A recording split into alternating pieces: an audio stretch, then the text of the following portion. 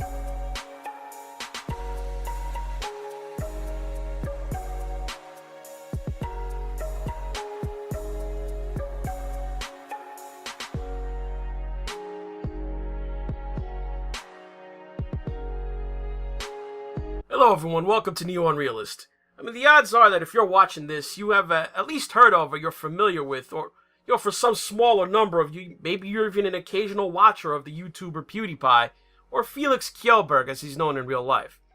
For most of the last decade, PewDiePie was the single largest channel on YouTube, and until recently, he was passed in number of subscribers by Bollywood corporate behemoth T-Series. But, having said Kjellberg, he remains the largest independent creator on the YouTube platform. And, perhaps that is a proper way to frame this. You see, PewDiePie, love him or hate him, he represents YouTube as it was in its golden age, before a couple of years ago, when the you in YouTube really meant you. When one person armed with nothing but a camera or a screen capture device and some creative content, they could work the YouTube algorithm and, achieve great success on the platform. Well, the recent changes wrought on YouTube and big social media in general, they've now heavily tilted the playing field to large billion-dollar corporations. So PewDiePie, being surpassed by an Indian corporate channel, it's apropos. On the new YouTube, it isn't just the fact that YouTube is going to favor the big corporate outlets. It's the stifling effect that their rules have on independent content creators. So in the past couple of years, as Felix Kjellberg, he got older and a little more sophisticated than when he started out, he started to talk more. And don't get me wrong, 99% of the guy's content has always been jokes, memes, playing video games and aimed at younger audiences. But every once in a while, in the past couple of years, PewDiePie, he would say something that, hinted at that he was at least on some issues that he leaned to the right side of the political spectrum. Well, the powers that be, they couldn't have that. So the Wall Street Journal in February of 2017, they used this pretext to call up YouTube and start them down the road to what became known as the adpocalypse and a lot of the changes that followed since then.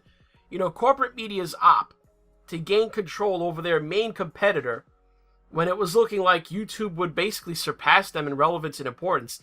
And to a great extent, they still are. They may have just, all I think they've done is, put off the inevitable. But they put their stamp on YouTube. And, Brexit happened. Donald Trump won the 2016 presidential election. And the fact that dissident voices were thriving on YouTube scared the hell out of the corporations that, they were used to controlling the narrative, over broadcast channels, cable channels, newspapers, and the like.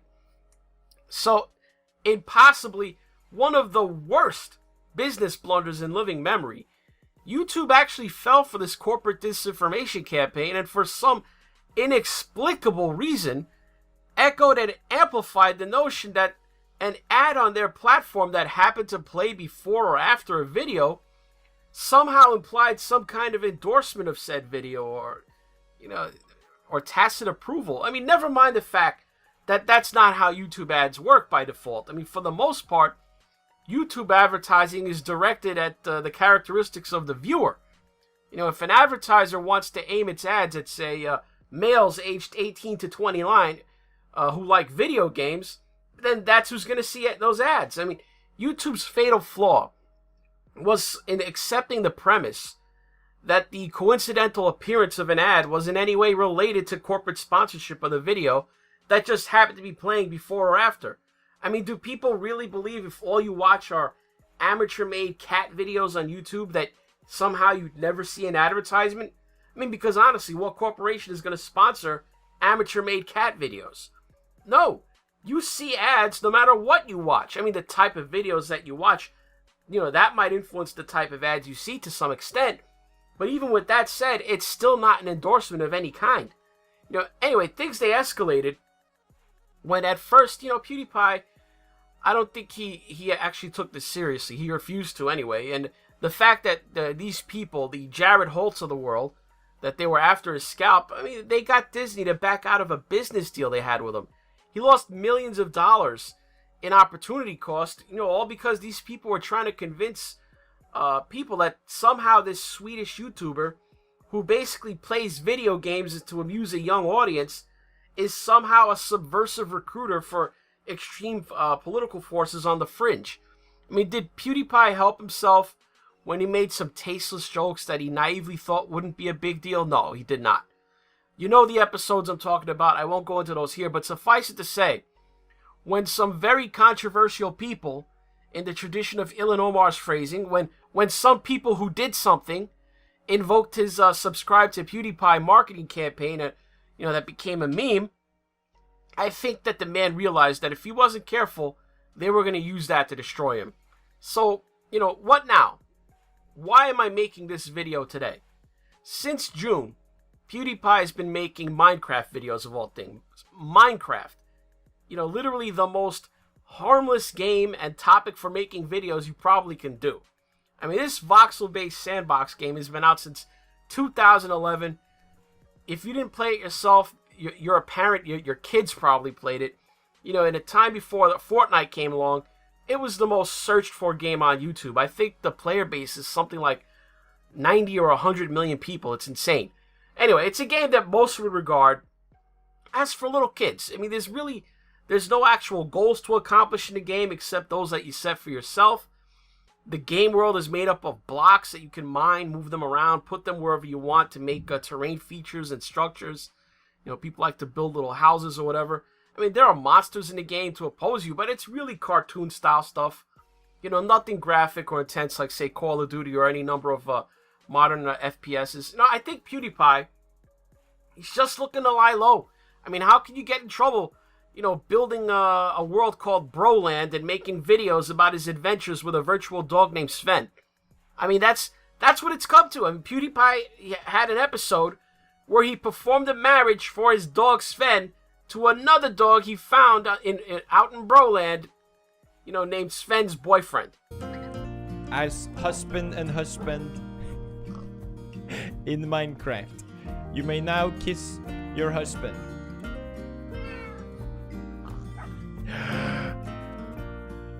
They're so cute. Look at him. His face is so big.